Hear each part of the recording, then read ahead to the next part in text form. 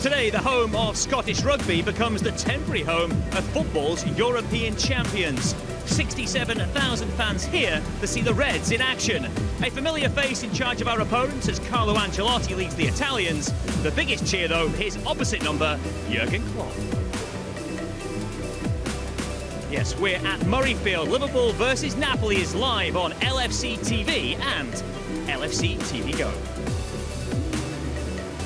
We've been the only place that fans could see every one of the Reds' pre-season games, and to watch this one this evening and the final pre-season fixture against Lyon, head to liverpoolfc.com for all the details of how to subscribe. Yeah, good evening, welcome to Murrayfield. Stephen Warnock and Jason McAteer are my guests for today. Game 6 of Liverpool's pre-season, one more to go. And what a stage, Jason. We've had baseball grounds so far, we've had American football grounds, and today, rugby. Yeah, but it is a more traditional football ground in the sense that, what is it going to be, 70,000 today? Near enough, 67,000 capacity the here. pitch is actually in the middle of the stadium, which is a start. Yeah, it's a beautiful stadium to play football on, and you know, a team like Liverpool hosting Napoli here, it's a fitting stadium for it, fitting occasion, sold out. I expect both managers to go strong, stepping up pre-season, stepping up in quality as well. So I'm thoroughly looking forward to it today. Yeah, it was bucketing down earlier, but the sun's coming out, so conditions look fantastic for the game. It's a great setting for it as well. And it puts on a good show at Murrayfield. When it does show rugby, it's a great place to play this game. Yeah, you can see the atmosphere building outside, the way they do the fan parks, the leading in of the buses with the little bands and what have you. So, yeah, it's geared up for that fan interaction that everyone wants now. Either of you ever play a bit of rugby? No? Only in school. Only in school. I actually went to a rugby school. Yeah, no football at all. That's probably why you played in school then. That's probably why I played in school. You're right, Stephen. Yeah. But my point being, the year after I got to school, a football teacher come who wanted to put rugby to bed and bring in more football, and that's how it started for me. Otherwise, I might have played rugby for Ireland. Who knows? Imagine that. I think we know the answer to that. Steve, right, you had a chance of you pulling on the rugby boots, throwing the ball I'm not big enough, I'm not built well enough for that. Winger? You want to be a winger? Possibly, but no, not quick enough. What's the one in the middle who directs play all the time? What position's that? Got the hooker, number 9, number 10, throw the ball out. Yeah, that would have been you. Maybe. Could do. That would have good been hand speed, good eye The coordination. good-looking lad who, like, you know, the golden boy who gives the ball out, makes it all tick. That's a bit of you, that.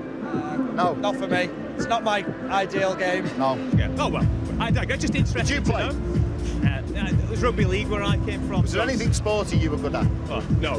That's it. Nothing. No Thank skills God for whatsoever. TV then, eh? That's it. Well, some would disagree on that front as well. To today's game then. Yeah. What do we expect from today's pre-season game, Jason, that perhaps we haven't had so far? What do you want to see from this evening, this afternoon? Step up. A step up now. I think we've only got this, and we've only got Lyon before we enter a really big Community Shield game. So I expect up a quality. I expect a real strong team. You asked me against the last game we played in the Yankee Stadium against Sporting Lisbon, when will Jurgen get serious? And it was actually the team that he picked for that game. It was a step up, all the first. It was the strongest team he could have picked. I think he'll do the same today, and he'll be looking for a victory. We want to gain some momentum now going into that Community Shield. So a victory today, a victory on Wednesday will set us in good stead for that. Well, that's the thing. You sometimes forget a week today it begins for real. Yeah, it does. I think a lot of people are getting carried away with the pre-season, saying, oh, the form's not been brilliant and things like that. The one thing you look at now, you look behind us, that pitch is immaculate. Look at the pitches in America. The America was about selling the club out there, making it more commercial, everyone looking at the club. The pitches weren't great, they were slow, they were heavy on the legs, the temperature wasn't great. Now the players can have a real good go at this today, enjoy the pitch, it'll be zipping about, and they'll want to put on a show, they'll want to know that they're ready for the next level, that when they go out on the pitch of the Community Shield, that they're ready for it. Yeah, a lot of talk about signings across the course of the season. It has been a quieter transfer window so far. A bit of news at the start today. We have actually made a new addition. Harvey Elliott has joined Liverpool from Fulham. The 16-year-old winger joins the club after making 3 appearances at the senior level for the Cottagers last season. Elliott became the youngest debutant in Premier League history when he featured against Wolverhampton Wanderers, aged 16 years and 30 days in May. The England Youth International is part of the squad today and will be for the game over in Evian in midweek as well. Okay, through the course of these pre-season games, we've been having a series of polls, and today's poll, to get you involved, is related to today's opponents. Napoli, of course, we know them well. We played them in the Champions League twice last season. We played them last pre-season. We are asking you today, which of the 3 Italian sides we could face in the group stages of the Champions League would you like to face? You can vote on Twitter just now. We'll give you the results of the poll at the end of the pre-match show. The 3 you can choose from are Napoli, Inter Milan, who we've not played for, what, about 10 years now. Fernando Torres scored, if memory serves me correct. And Atalanta, who are playing for the first time in the Champions League. So which one of those would you like to face in the group stages, if it was possible? Vote on Twitter. The results at the end of the pre-match programme. Okay, let's talk through the Liverpool side that starts today's game then, and look and see what Jurgen has done. This is the side that he has picked for today, and there is that, as you suggested, that strength to it. Look at that back line. It's a first choice back 4, effectively. Debatable, you're the centre half perhaps, but it was the one that finished the season, Jason. It's an indication that he wants a solid base. He wants to try and build towards next weekend today. Absolutely, well, it's very similar, if not the team that started against Sporting Lisbon, isn't it? Yeah, the back 4 is first team, strong as you like, back 4. Obviously, Alisson will slot in for Mignolet. But obviously, we've still got the front 3 who are missing. I think they're due back in training tomorrow, so they might feature in Leon. But as we expected, a very, very strong starting team, probably arguably his strongest 11 that he could pick from. And like we said, I think he's going to expect a step up in tempo, a step up in quality, iron out all the mistakes. Defensively in America, I was quite critical of the way we handled set pieces and little lapses of concentration. I agree with what Stephen said, the weather and the pitches obviously didn't help with that. But he'll want to clear them mistakes out now. He'll want a full concentration. He'll be looking for a clean sheet today. I think the emphasis will be on that with the team that he's picked. But also goals. He'll want to win the game, and he'll want to create that momentum going into Leon. He'll expect to beat Leon, and that'll give us good confidence going into that Community Shield. The problem Jurgen has ahead of the start of the season, he's potentially next weekend without Mane, Salah and Firmino. He's trying to find ways to compensate that. You can see that in the formation last time out, Steve. You can see it today. Gini Wijnaldum again further up the field. Alex Oxlade-Chamberlain again playing in an advanced role. Yeah, Oxlade-Chamberlain doesn't surprise me. I think Wijnaldum's the one. I think if Keita was fit, he'd be the one who play in that higher wide position. So I think it's just looking at what they can do, what they're capable of doing in that position, getting them used to it as well. When you play higher up on the pitch and you're receiving the ball in different areas, you have to get used to that. So the more you can give them that, whether it's in training, in games, then the better. The other thing for me, like Jason spoke about today, the set pieces. It underestimates how important Alisson is. Simon Mignolet is a brilliant backup goalkeeper, there's no doubt in that. But when you've got Alisson there in the back line, in the set pieces, it just shows the quality and the confidence that he brings on set pieces. Just going back to that front 3 area, I think he is accommodating. Stephen's exactly right. He's accommodating that area at the minute. Wijnaldum, Origi is obviously the central figure there, and he will play in these games with the 3 missing. But without Keita and obviously Shaqiri as well. You know, they would probably play in them positions either side. Do you think he knows what he'll do next Sunday just now? Or do you think he's part of him still waiting to see how the boys come back? They come back to training tomorrow. Obviously, barring injuries, which you can't predict, he'll have it penciled in. I think he'll have one eye on what he's going to do. I think you're right. I think he's testing the water with a couple of players, having a look, but also he's really short in that area as well. Hence why them 2 lads are playing up there alongside Origi. But we'll have to wait and see what he does, but I do think he has got one eye on who's going to play. He'll have an eye on panning out the season, really, won't he? You know, the resting, when he's going to rest Mane, when he's going to rest Salah, when he's going to rest Firmino. You know, because arguably then front 3 will play the majority of the game, but there are going to be times when he's going to have to take them out. How much of a hindrance is it for him going into the start of the season, the fact that the core of his team, especially in that forward area, is unavailable to him? You know, has come back so late to training after international duty. It's kind of one arm up the back a little bit going into some very big matches. It's a huge hindrance because you want to win the Community Shield. That's the first thing that you want to win. Get a trophy again, put it in the cabinet and build confidence. And without being disrespectful to the lads who are playing up top, they're not as good as Mane, Salah and Firmino. They're our main players. You create things, they make things happen, they get people off the edge of the seats. So you know they're game winners. With different players as well, though, you know, the thing that those two out wide bring is that pace. No one else has that same level of pace. So when we break now with these guys, it's different. We have to play. It is different, and the other thing it might do is he might look at the next two games and then the Charity Shield, and he might go, "I need someone to come in." It might force his hand to make him think we need someone with that pace that we can either bring off the bench or who can be trusted to play, and you can rest one of the front three throughout the season. I actually think it's a different dynamic, the front three to the front three that are missing. You know, you've got Origi who likes to hang on shoulders. He's a big physical presence now. He likes to go in behind, where Firmino likes to come deep. The other two are kind of telepathic. They all know what they're doing. They all move into areas. They all accommodate each other. They all know where each other are on the pitch, and they've got a great understanding. Slightly different with these three. They're more dynamic, aren't they? Oxlade-Chamberlain wants to go that way. When Yaldim is more industrious, he'll be the one who drops and sort of goes inside and outside. But really, Origi is very central. He likes to play on the shoulder of the centre-half. He likes to drift into that gaps. So it is difficult for the lads behind, because they do have an understanding with the front three. It's kind of trying to get that relationship going, as you say, because they're going to have to be accommodated at times, the front three that are missing. Certainly are. Good thing is Origi has been in the goal so far in pre-season. Okay, yeah, dilemmas for Jurgen Klopp then ahead of the start of competitive action. What is he thinking ahead of today that we can find out? He's in the tunnel a little bit earlier, speaking to Chris Shaw. Yeah, again, it's a week now until the truly competitive stuff gets underway. So what are you aiming for today? What are the objectives of this game? Stability. We made yesterday a big meeting about the things what happened so far in the pre-season, and it's good. Look, if you have a perfect pre-season, you don't know really what to work with. We had not a perfect pre-season. We had a lot of really good sessions. The games were good moments, but were not 90 or longer or 95 minutes in the games. It's normal as well in the pre-season, but still you should aim for it. You should go for it, and that's what we want. We want to increase our good phases in a game. That's the main target against a very strong side, which is good, because the first competitive game will be against Man City, which is proven very good football team, and so it's about how we defend, how we close the gaps, how we win the balls, where we win the balls, and all that stuff, and creating yourself as well. So that's the plan.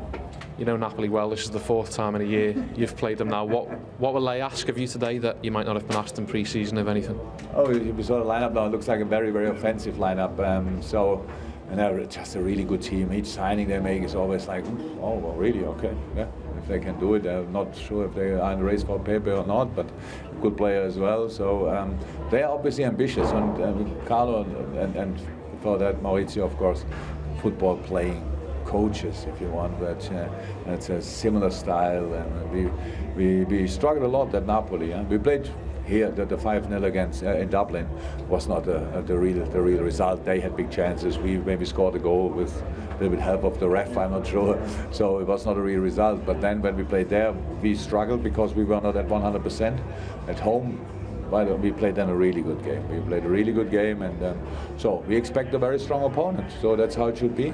If we want to win 4, 5, 6, 7-0 in the pre-season, we would find opponents for that as well. But that's not what we have to do. We have to improve. We have to remind ourselves what's important, why we were who we were last year, and for that is the game today.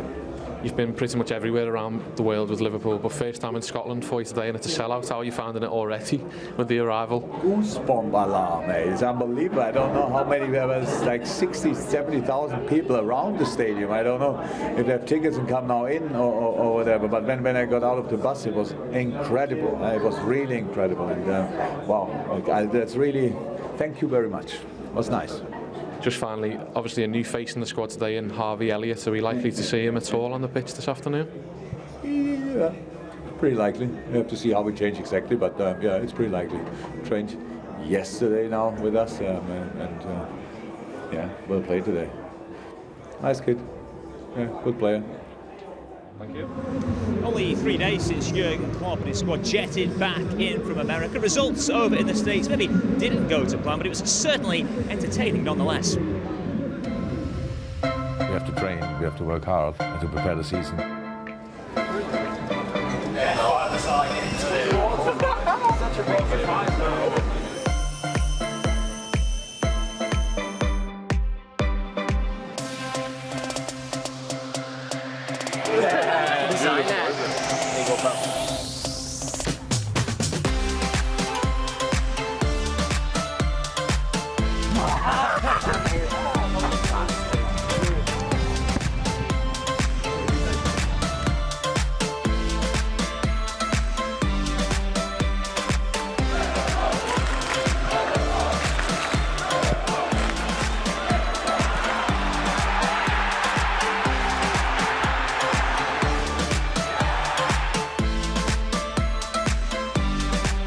chance I could get a hug?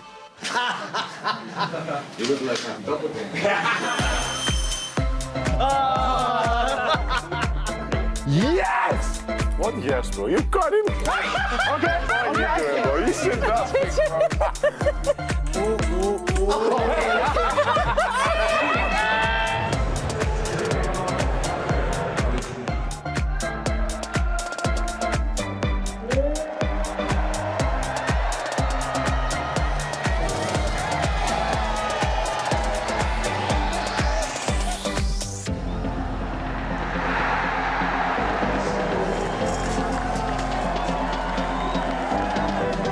Oh my days.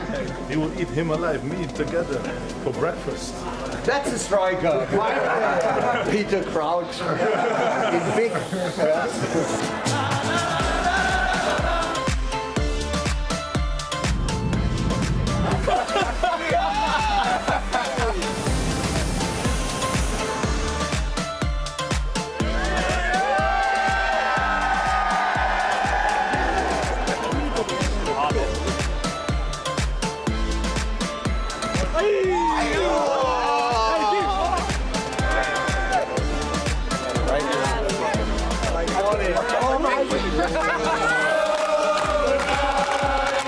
Play 100%, we party 100%.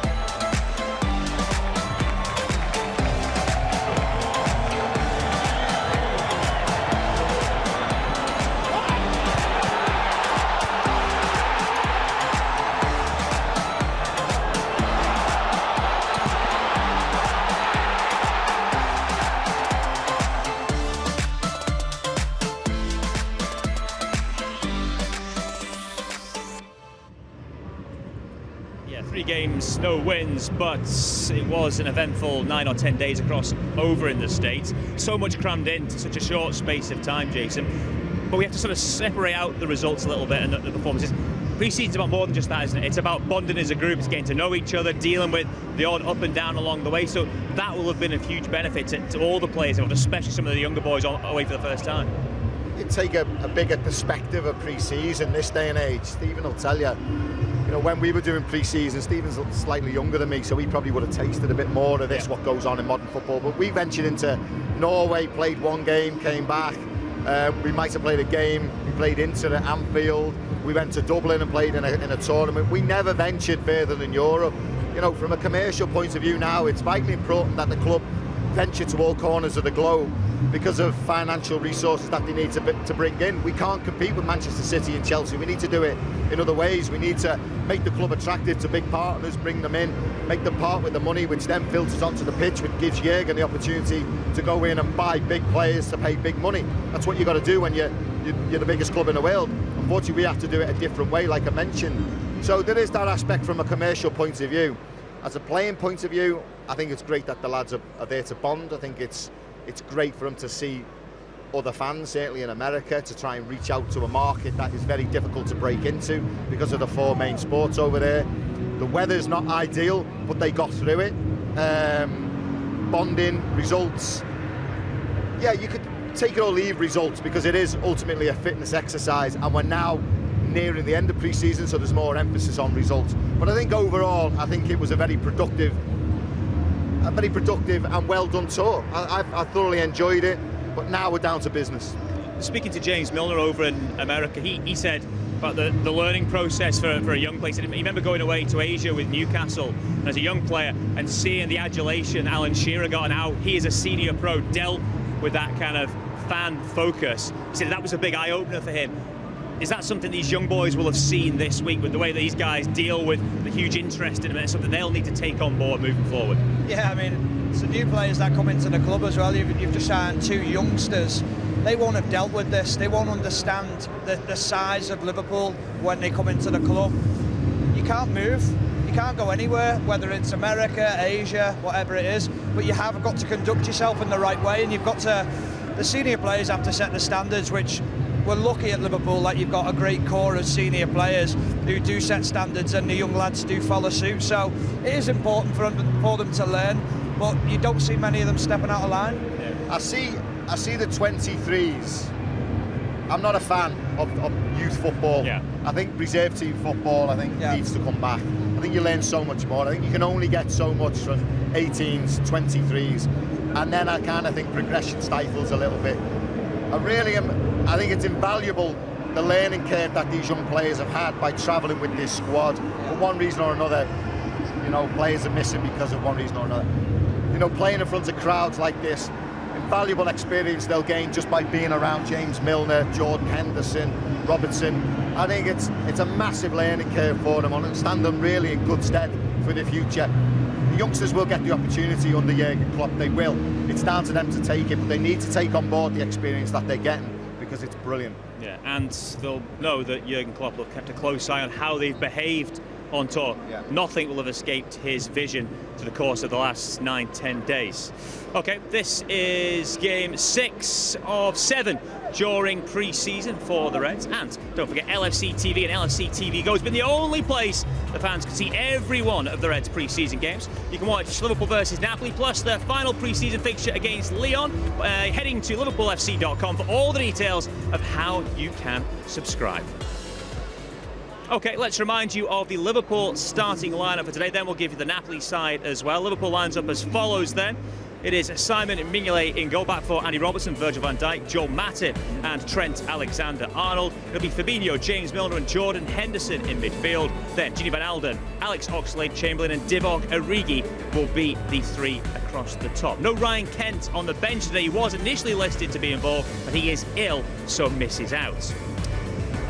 For Napoli, well, it's been a bit of guesswork along the way. Lots of attacking options in the starting 11, as Jurgen Klopp alluded to in his interview a little bit earlier with Chris. Effectively 5 forward players in that starting 11. We think it will be something like this. It'll be Alex Mere in goal, Mario Rui, left back Giovanni Di Lorenzo on the right back, Nikola Maksimovic and Konstantinos Manolas will be the 2 centre-halves. It'll be Simone Verdi and Peter Zielinski in central midfield, Lorenzo Insigne off the left flank, Jose Callejon off the right, and Dries Mertens and Arik Milik as the 2 up top. But that could very well change through the course of the game. Stephen, we were scratching our head, we were writing numbers down here, there and everywhere, trying to piece together the side. The one thing that is for certain about that... Was I not scratching up my head as well? No? Less so, Jason. The one thing that's clear from that team, there's a lot of threat in there. There's a lot of attacking options, very good attacking players. Yeah, they've got a lot of quality. I think they'll have looked at the Liverpool team and thought, he'll have known what Jurgen Klopp will have wanted to pick leading into the Community Shield, and he'll have been thinking the biggest threat that Liverpool bring, or one of their biggest threats, is the 2 full-backs coming forward. The more players he can leave higher up the pitch and taking a risk and a gamble, the more chances and opportunities he thinks he'll get. Napoli are a good test. Runners-up 3 of the last 4 seasons in Serie A. They are the second power in Italian football now. They are building towards something, and they have an excellent manager at the helm in Carlo Ancelotti, who did a number on us in that first game last season in the Champions League. That sounded like your build-up 12 months ago, and then we battered them 5-0. No, he won't want another result like that, 5-0. It doesn't matter if it's in pre-season or whenever it is. It's a damaging result, 5-0, isn't it, for the mental side of things, and the doubters, and people talk about it for a while, don't they? So he won't want that. Really offensive lineup today. He's got 3 fantastic players, Insigne, Milik and Dries Mertens. Big fan of Mertens. 43 goals they scored between them last season. And we mentioned it before through pre-season. A little area of concern for me is Liverpool defensively, like just switching off, zonal marking from set pieces, just switching off at vital times and conceding daft goals. You'll be punished today with these people on the pitch, these players on the pitch for Napoli, if we switch off. So, yeah, it's a tough test, it's a big test, it's a step up in quality from the 5 teams that we've played. And I'm looking forward to it today. I think the players are going to have to switch on, otherwise they'll be punished. Yeah, we've just seen one of the pivotal moments in the whole season, that save in the game. Alisson Becker makes it against Napoli at Anfield, but he doesn't make that save. The whole season could have panned out very differently, Stephen. They are a good outfit. Yeah, I mean, they are a very good team. I think he made his debut against Napoli in the game in Dublin as well, and it was almost like you knew straight away what he was going to bring to the team, his passing range. He made a couple of big saves in that game as well. Although we won it 5-0, they created a lot of chances in the game, but you sort of, when you look back at it now, you say, well, he was the reason we won 5-0. And then obviously them saves that he makes in the Champions League are key and vital, and what a season he went on to have. Arguably, they are missing two of their best players today, Stephen, as well. We talked about it earlier off camera, in the same way we're missing 2 or 3 of our key players. Yeah, I mean, Alan's a brilliant player in centre midfield. He's just won the Copa America with Brazil. He's one of them players who just wants to get on the ball, make things happen, very inventive. And then obviously Koulibaly, who's one of the best centre-backs in world football. I've been a big advocate of trying to get him to this club. I think imagine him and Van Dijk together. But will he still be here at the end of the transfer window? Because there's been a lot of talk about him leaving the club. Yeah, strange he hasn't gone anywhere, because consistently 2 or 3 seasons he's been the player linked at Chelsea. Obviously tried to get him under the Conte. Yeah, big fan of Koulibaly. I think Stephen's right. If he's still at Napoli come the end of the transfer window, I'll be really surprised. Really sought after. After Van Dijk, his name gets mentioned, doesn't it? Yeah. I agree. I think the two of them would be outstanding here, but that's not knocking, Joe Gomez, who unfortunately got that injury when he was just striking up that fantastic partnership. And really, if Koulibaly comes, what does that do then to Joe's progression? I'm kind of on the side of maybe not letting Joe come through and fulfil his potential, because I think them two could make a fantastic partnership long term for Liverpool. Yeah, Gomez has impressed when he's been fit for the Reds. Okay, well, which player would be better to speak to when we're in the capital of Scotland than the captain of the Scottish national team? Andrew Robertson has been speaking earlier with Chris Shaw. Andy, welcome to Murrayfield. You've played in Scotland many times and you've played for Liverpool many times, but first time for Liverpool in Scotland. You must have been looking forward to this one for a while. Yeah, looking forward to the game. Obviously, a big crowd expected, which is always nice. And like you said, I've played in Scotland, but not for this club, so it'll be nice and it'll be a good feeling. But just fully focused on getting more minutes under our belt and trying to put in a good performance after our tour in America. Chance for some of your wider family to get to see you in action today as well? Yeah, probably a couple more here than normal, and some that maybe can't get down to Liverpool as often are probably here, so it'll be nice for them to hopefully see us in first time in a Liverpool shirt or whatever if it is, and hopefully they can enjoy the game, so they'll look forward to that. But it's just, for me, I'm just fully focused on the game and just try to put in a good performance. You know Napoli well. This is the 4th time you've played them within a year now, so what do you expect today? How tough an opponent are they going to be for you at this stage of pre-season?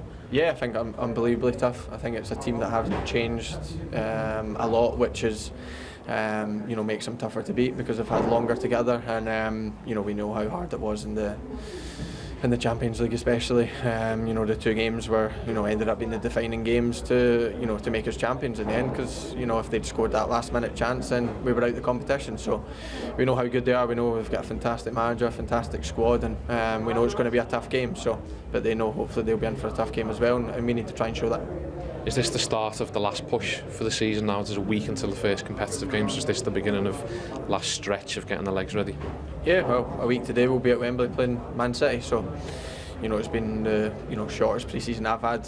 Obviously with internationals a wee bit longer break and then only come back in here, but like you said, a week today we play in our first competitive game, and that's what we need to focus on. We need to now try and get up to as full a speed as we can and get our legs really ready and get our bodies and mentally ready for the season ahead, and I'm sure we'll do that today, and then obviously against Lyon, and then we'll be ready to go against Man City and probably more importantly Norwich for the the Premier League stand.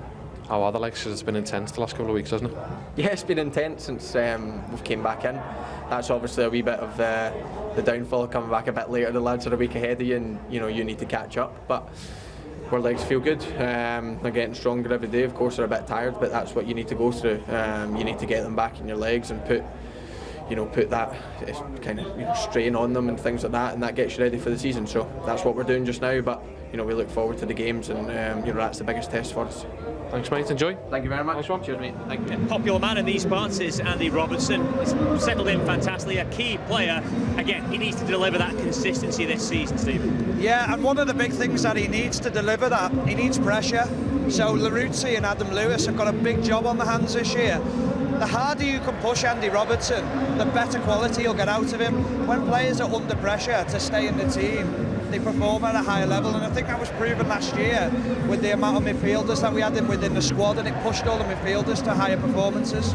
Yeah, someone needs to keep Robbo on his toes. Okay, well, as with all the other pre-season games, we've been running a poll through the build-up to today's game. The results are in. The question was, which of the Italian sides would you like to face most in the Champions League group stages if we could be drawn against them? I can tell you that Napoli, 16% voted to face the Neapolitans once again. 38% went for Inter Milan, and 46% would like to face Atalanta in the debut season in the Champions League. Okay, Jason, what do you want to see from this 6th pre-season fixture then to wrap things up for us? We opened the show with a similar question, didn't we? I think I want to see more intensity. I want to see it iron out mistakes at the back. I'd love to see a clean sheet, be clinical when we get the opportunity. But most of all, I want to see some momentum now. I want to see us win the game. Great stuff, guys. That is us done and dusted for now. When we return, full live coverage of Game 6 of this pre-season. It's Liverpool versus Napoli, and it's on the way next.